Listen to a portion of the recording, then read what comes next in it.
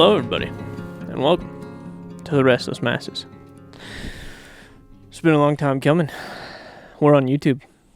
It's pretty freaking wild. Whole new world. We'll see how fast I can get kicked off. Although I don't really have enough of a following for that. So, yeah, fun stuff. So today, we're going to be talking about old gods, new faces. It's an interesting topic that I've been kind of mulling over for a while now. See, the thing is I'm terribly interested in why people behave the way that they do. And one of the things that I started realizing as I was reading the Old Testament is that people do the same stuff that they were doing way back in the day. Only difference is now, instead of doing it for something else, they now either do it for self or because of some other thing that is not godly. So the whole thing with this series is supposed to be, we think that we are an enlightened people. We're modern. We don't need any of that faith. We don't need any of that God stuff, the unseen stuff. We believe in science. Another God with a new face. Anyways, and my point through the whole thing is supposed to show that we are no different than what we were back then. The only big difference is with Christians. And with that knowledge of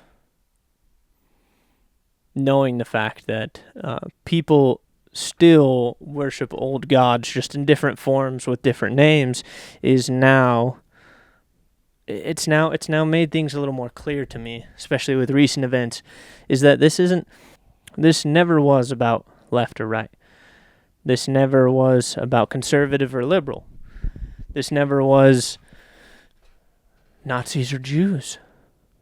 This was always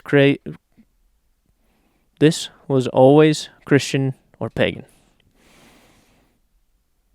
Now I'll back that up. But you have to bear with me while I go through some explaining here.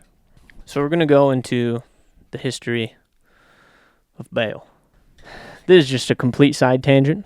But why does every guy that studies history and obviously hates Christianity, why do they always look like Robert California?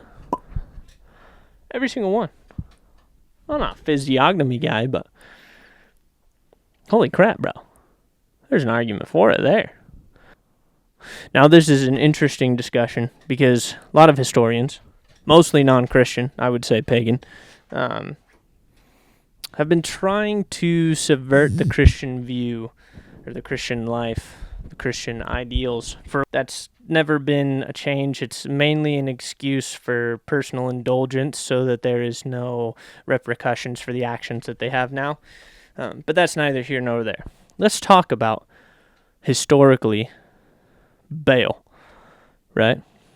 Which in the Bible, Baal is technically a title. It is used as a title for a god, right? So Baal Hadad, which is the one that is mostly referenced in the Bible, it means Lord or owner. So, when we go back to ancient Israelite beliefs, so to speak, or at least the kind of wild mix and confusion that was going on there, so imagine Greece and Rome, right? How their pantheons are very similar, because Rome basically copied them and gave them new names. But imagine 15 tribes all exchanging different pantheons and different things. So trying to narrow this down is really hard, but we've figured out kind of a basic understanding. Now, let me preface this. This is completely pagan. I do not buy into any of this. I believe in Christ, and I believe in the Father, and I believe in the Holy Spirit. That's the only thing I got to worry about. And as Christians, that's the only thing we got to worry about, right? The rest of this is completely superfluous. However, it is not necessarily terrible to have some sort of informed understanding of what lies is being sold. So, let's talk about it. Ancient Israelite mythology believes that there is a overhead god. Now, you'll see kind of a correlation if you understand Christian theology. The over god, the god who was the head of everything, is called El, right? That's very understandable for Christians as far as like Elohim, any sort of combination of the sound Yah and El. Those are all signifiers. They're theophoric names. So you have the head, El. Then you have Baal, who is one of the sons of El, obviously, right? And then this is where things get interesting, right? Israelites, or at least what they say Israelites believed in. There's a bunch of back and forth here. I won't really talk too terribly much about it because I think it's completely fruitless. But basically, you have Yahweh and you have El, right? Or you have Yahweh and you have Baal. Okay? Real easy. Okay.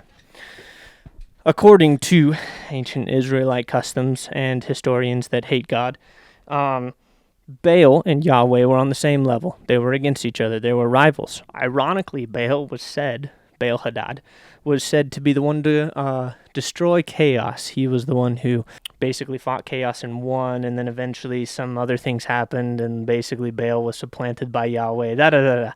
Not really an important thing. There's 2 points that you need to pay attention to.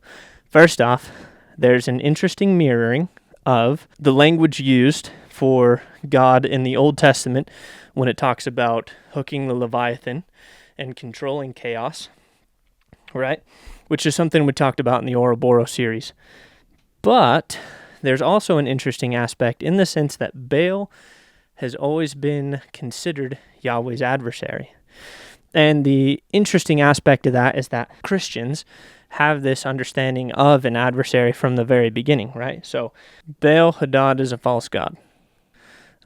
The whole idea of Yahweh, El being separate, not a thing, right? This is not a thing. I think this is a deception, as it usually is when trying to take away the godhood from God. And Baal is actually a representation, or could be Satan, so to speak, the adversary, trying to take what he's owed, right? Because he's constantly thieving, destroying, conniving, all that good stuff. And it makes complete sense from a Christian perspective why this character would be left in. Let's talk about Baal for a second here, and I want to use reference of 1 Kings, I believe it's 18:20. Let me look at my notes. Yes. So we're going to use the story of 1 Kings 18:20. Okay? Now this story goes on to verse 40. Okay. In 1 Kings 18:20 through 40, we are told the story of Elijah.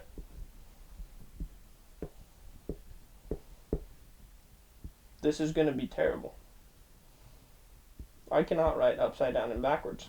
Anyways, we're told the story of Elijah. Now, Elijah, basically King Ahab has all the priests come to Mount Carmel, and Elijah says, all right, you either got to believe in the one true God or not. Like, let's just pick it right now, because you all have been doing wild things.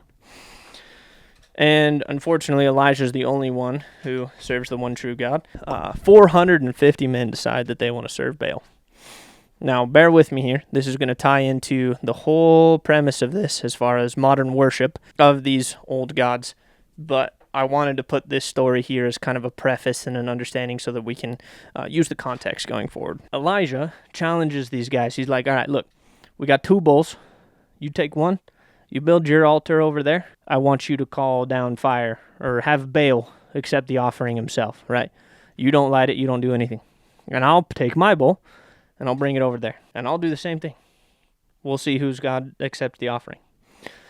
So 450 people chop up a bull, put it on the altar, and they start wailing and screaming. Elijah gets a little cheeky. He says something basically to the effect of, I'm pretty sure he might be using the bathroom. Maybe if you scream louder. So they scream louder. They wail louder there. And then they start cutting themselves. They start bloodletting, as was their custom, as was the custom of the priests of Baal. Still nothing happened. And then Elijah basically told them, come over here, pour water on my altar. And they did it about 4 times. Made a little trench, basically a moat of water on this altar. Repaired the altar to Yahweh, to God. his sacrifice was accepted. Fire came down from heaven. All the Baal priests were proven wrong, and unfortunately, they're slaughtered. Which, fortunately, unfortunately, I guess it depends on your perspective. So let's look at this, though. Because we were shown two different large or prevalent forms of worship, so to speak, for Baal. Baal Hadad, I think, was the proper one in this. Hadad was, I believe, a Hittite lord, a Hittite Baal. Anyways, we're shown two major forms of worship here. The first one is screaming, wailing, yelling, shouting, crying. I think I said wailing already, but no matter. And then also bloodletting. So we're seeing two forms of worship.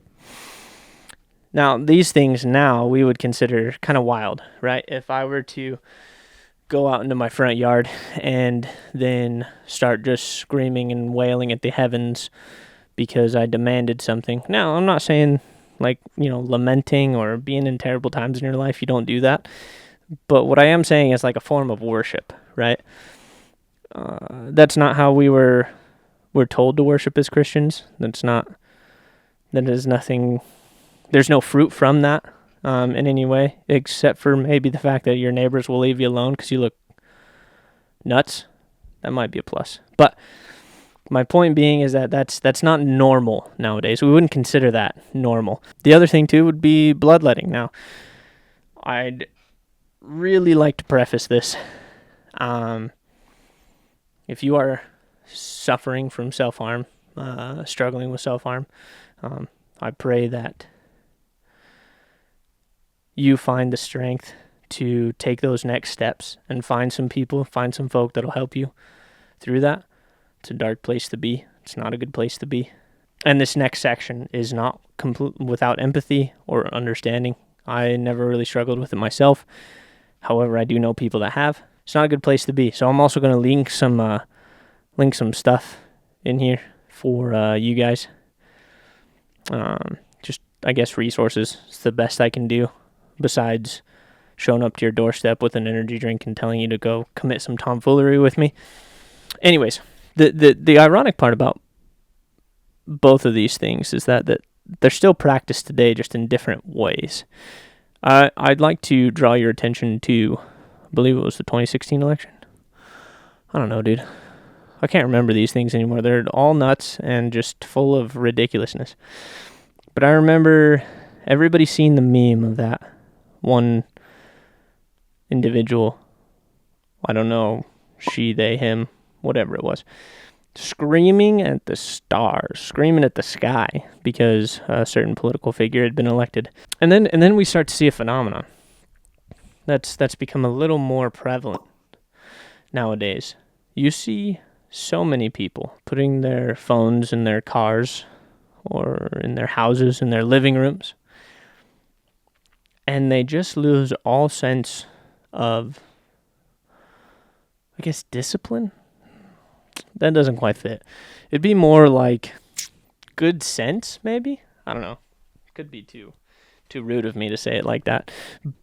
But they lose their minds at their cameras because something happened that was somewhat beyond their power or control, and that may or may not affect them directly. May or may not. I'm not saying it wouldn't, but I'm saying it's more likely not to. It's interesting because I think about how these priests of Baal were wanting something. They were wanting proof, or they were wanting reward for their interesting practices. And so they wailed, they yelled, without sense, without, I don't know, good sense, without mindfulness, without any sort of wisdom, maybe. Still trying to find the word. We'll figure it out at some point. But they would wail, they would yell for this, and it's eerily similar when you see people who certain things happen and they lose their minds, and the actual repercussions of what happened weren't necessarily that pertinent to their lives. It's very interesting. And I would say, to a certain extent, I would definitely correlate it. I would say that this is a form of worship. The direction of the worship is different. It is more worship of self.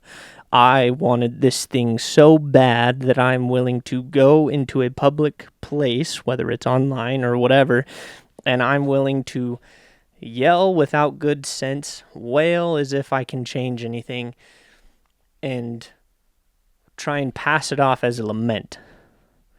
But it's something different. It's very different. There's no understanding of lament amongst these people. Amongst pagans, I guess, would be what I'm trying to say here. And then we go into the idea of the bloodletting, which is very touchy subject. Again, I'm not speaking this without empathy of those who are struggling. I think that they have fallen prey to something that is beyond their understanding or purview in a lot of circumstances.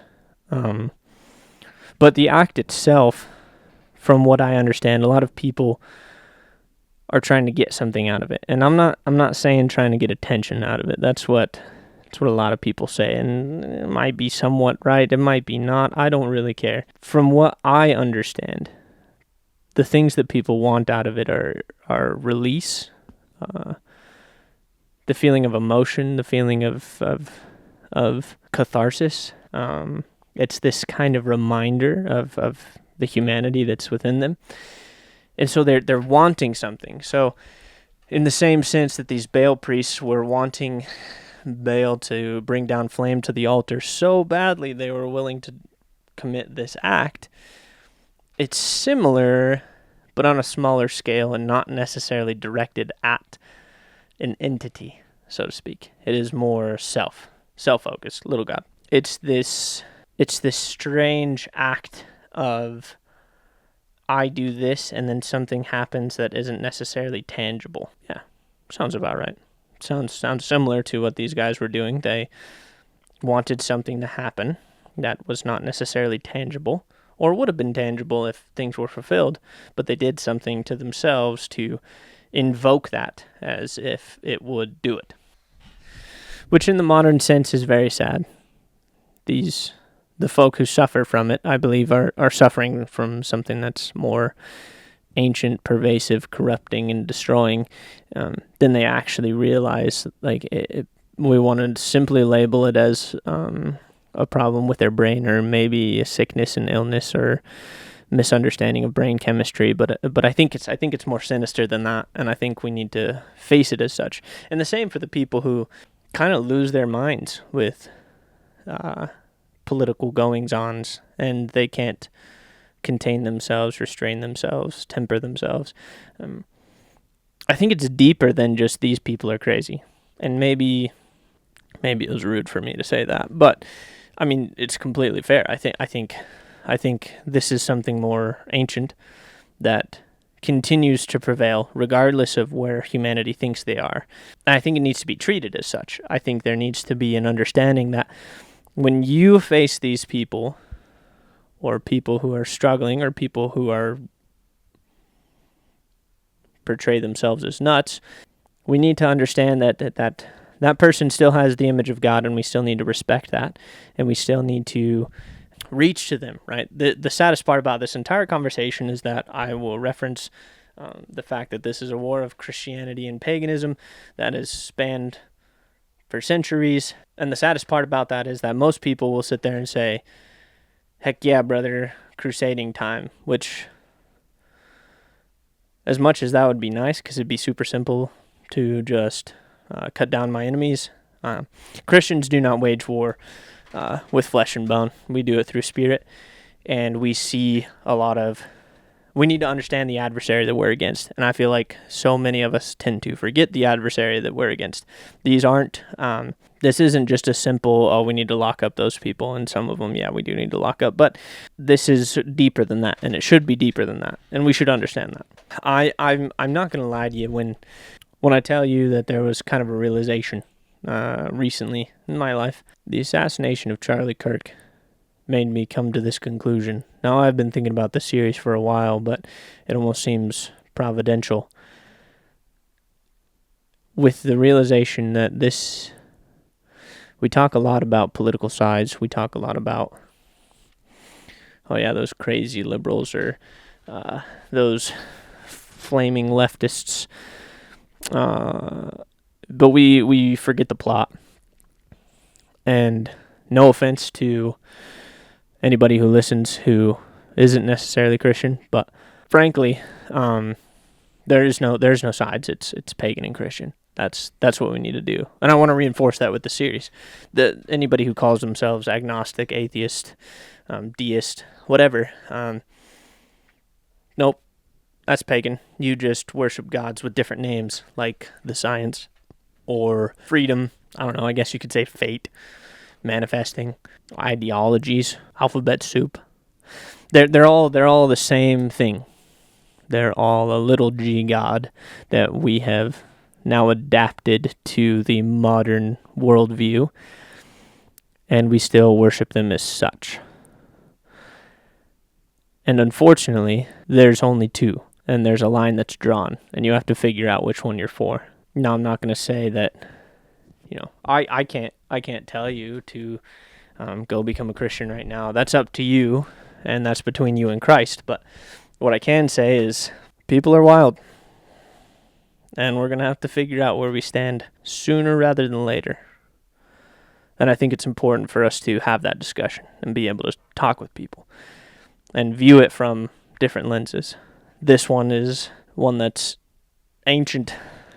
This has been an understanding for generations until recently when we decided we were so enlightened we didn't need faith anymore.